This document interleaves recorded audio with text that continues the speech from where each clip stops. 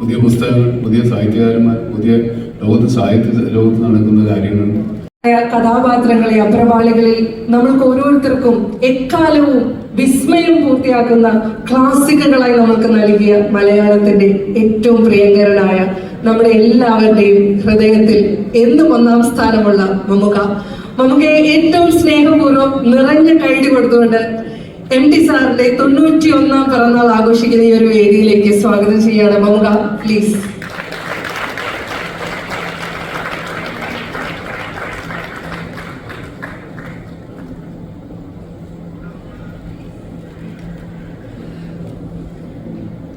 നമസ്കാരം. പൊതുവെ അല്പം സഭാകമ്പമുള്ള ആളായതുകൊണ്ടാണ് ഇവിടെ കൊണ്ട് പഠിച്ചിരിക്കാൻ വേണ്ടി കൊണ്ടുവന്നത്. ഇത് സാധാരണ മലയാളത്തിൽ സംഭവിക്കാത്തൊരു സായാഹ്നമാണ് നമുക്കിന്ന് ഇവിടെ ഉണ്ടായിരുന്നത്. ആന്തോളജി ഒരുപാട് സിനിമകൾ അപൂർവമായിട്ടും ഉണ്ടാകും. പക്ഷെ നമുക്ക് ആരുടെ മുമ്പിലും ധൈര്യമായിട്ട് പറയാവുന്ന ഒരു ആന്തോളജി ആയിരിക്കും ഇത് മലയാള ഭാഷയെ സംബന്ധിച്ച്. മനോരഥങ്ങൾ എഴുത്തുകാരൻ്റെ മനോരഥത്തിൽ കയറി പോകുന്നതാണ്, കാഴ്ചകളാണ് നമ്മൾ കാണുന്നത്. അതിനേക്കാളും വലിയ ചേർന്നൊരു പേരുണ്ടാവാൻ സാധ്യത കുറവാണ്. എന്നെ സംബന്ധിച്ചിടത്തോളം ഞാൻ വളരെ വ്യക്തിപരമായിട്ട് MT ആയിട്ട് അടുപ്പമുള്ള ഒരാളാണ്. ഒരുപാട് കാര്യങ്ങൾ അതിനെപ്പറ്റി പറയാനുണ്ട്. പക്ഷേ അദ്ദേഹത്തിൻ്റെ ഒരു വളരെ പ്രത്യേകത എനിക്ക് ഇപ്പോഴും മനസ്സിലാകാത്തത്, അത്ഭുതപ്പെടുത്തുന്നത് അദ്ദേഹത്തിലുള്ള ചെറുപ്പമാണ്. ചെറുപ്പം എന്ന് പറയുമ്പോൾ എല്ലാ കാര്യങ്ങളും, സമകാലീന സംഭവങ്ങളെക്കുറിച്ച്, രാഷ്ട്രീയ, സാമുദായിക, സാംസ്കാരിക, സാമ്പത്തിക, സാഹിത്യ എല്ലാ കാര്യങ്ങളെ പറ്റിയും അദ്ദേഹത്തിന് നല്ല കറക്റ്റ് അപ്ഡേറ്റ് ആയിട്ടുള്ള വളരെ പുതുക്കപ്പെട്ട ഒരു അറിവുള്ള പുതിയ പുസ്തകങ്ങൾ, പുതിയ സാഹിത്യകാരന്മാർ, പുതിയ ലോകത്ത് നടക്കുന്ന കാര്യങ്ങൾ, ലോകത്തിലെ വിവിധ ഭാഷകളിൽ ഇറങ്ങുന്ന പുസ്തകങ്ങളെ പറ്റിയുള്ള അറിവ് അത് വായിച്ചിരിക്കുന്നു. ഇതിൻ്റെ അടുത്ത കാലത്ത് പേര് ഞാൻ മറന്നുപോയി. തപ്പാൻ വേണ്ടി ഞാൻ ഫോൺ എടുത്തപ്പോഴേ എന്നെ വിളിച്ചത്. എനിക്കൊരു പുസ്തകം കൊടുത്തയച്ചിട്ടുണ്ട്.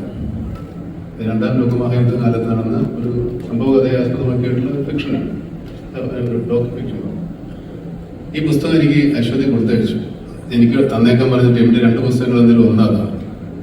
പക്ഷെ ഞാനത് വീട്ടിൽ കൊണ്ട് വെച്ചിരുന്നു. കുറെ കഴിഞ്ഞപ്പോൾ അത് എൻ്റെ മോളെടുത്ത് പൂർണ്ണമായിട്ടും വായിച്ചു. എന്നെ കൊണ്ട് അത്രയും വായിക്കുമ്പോൾ ഇത്രയുള്ള ബുക്കാണ്.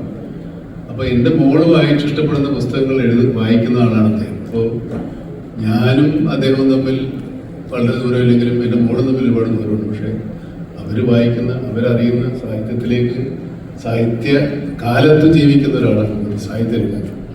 ഇത്രത്തോളം അപ്ഡേറ്റഡ് ആണ്, ഇത്രത്തോളം തികച്ചും മുന്നോക്കി സഞ്ചരിക്കുന്ന ആൾ തന്നെയാണ് MT. പിന്നെ കടകണ്ണവ ഒരു കഥ മാത്രമല്ല, 2 കഥകളാണ്. അവളുടെ ഓർമ്മയ്ക്ക്, അല്ലേ, നിന്റെ ഓർമ്മയ്ക്ക്. ഈ സിനിമ ഒരു വലിയ സിനിമയാക്കാൻ ഞാനും വ്യക്തിത്വം കൂടെ നോക്കിയതാണ്. കുറേ വലിയ കഥ ഒരു പൂർണ്ണ സിനിമയായിട്ട് 40-50 മിനിറ്റിലല്ലാതെ 2 മണിക്കൂറിലുള്ള സിനിമയാക്കാൻ വേണ്ടി അദ്ദേഹത്തിന് സമീപിച്ചവർക്ക് അതിൻ്റെ തീരുമാനമൊക്കെ ഉണ്ടായത്. അതിൻ്റെ ഒരു വൈകൽ കാരണം ഈ സിനിമ എടുക്കുമ്പോൾ ഞങ്ങൾ തമ്മിൽ അതിൻ്റെ ഒരു വൈകാരികമായ അടുപ്പം കൊണ്ട് ഇത് തന്നെ ആക്കാമെന്ന് തീരുമാനിച്ചതാണ്. വേറെ ഒരുപാട് കഥകളുണ്ട്. ഇതിന് എല്ലാത്തിലും അഭിനയിക്കാൻ എനിക്ക് ആഗ്രഹമുണ്ട്. എല്ലാം എനിക്ക് തരില്ലാത്തതുകൊണ്ട് എനിക്കൊന്നേ കിട്ടിയുള്ളൂ. അതാണ് കടകണ്ണവ നിന്റെ ഓർമ്മയ്ക്ക്. അതിന് കടകണ്ണവ നമ്മൾ കഴിക്കില്ല.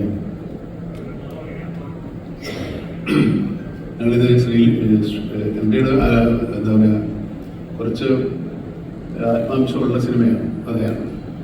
അതിൽ 2 വേഷമാണ് എന്നോട് ചെയ്യാൻ പറഞ്ഞിരുന്നത്. പക്ഷെ പിന്നെ അതും ചുരുങ്ങി ഒന്നായി. അങ്ങനെ മൊത്തത്തിൽ എന്നെ കുറുക്കിയെടുത്തിരിക്കുക സിനിമയിൽ. കുറച്ചേ ഉള്ളൂ, പക്ഷെ നല്ല ഒരു നൊസ്റ്റാൾജിയ ഉണ്ടാക്കുന്നൊരു സിനിമയാണ്. നമ്മളിൽ പലരും MT വായിക്കാൻ തുടങ്ങിയ കാലത്ത്, അല്ലെങ്കിൽ അങ്ങനെയുള്ള സിനിമകളെ നമ്മൾ ഇഷ്ടപ്പെടാൻ തുടങ്ങിയ കാലത്ത് തറവാടും വിദേശത്ത് പോയ അച്ഛനും ഒക്കെ ആയിട്ടുള്ള ഒരു കഥ. അത് രഞ്ജയാണ് ഡയറക്റ്റ് ചെയ്യുന്നത്. ഞങ്ങൾ സിലോണിലൊക്കെ പോയി ഷൂട്ട് ചെയ്തതാണ്.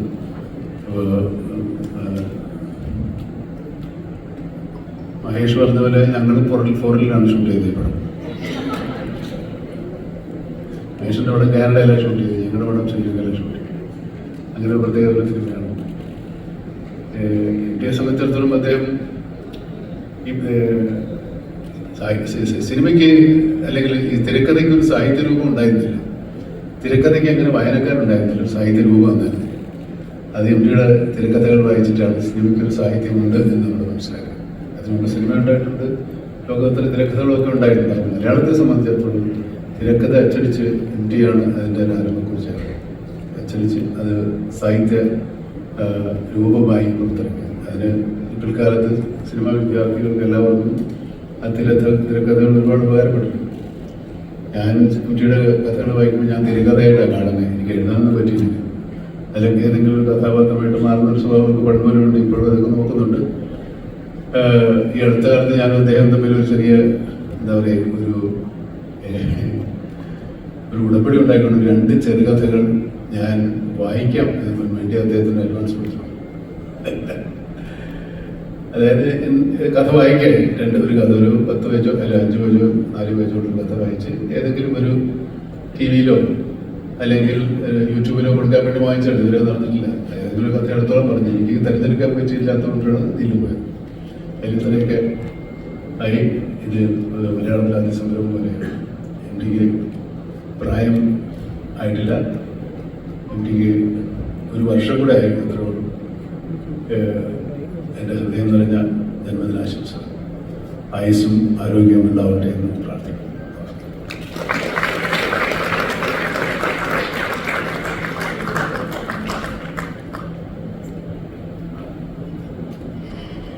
നമുക്ക് ഈ വേദിയിൽ നിൽക്കുമ്പോൾ തന്നെ ഈ വേദിയിലേക്ക് വളരെ ഇമ്പോർട്ടൻ്റ് ആയിട്ടുള്ള കുറച്ച് ഡിഗ്നിറ്ററീസ്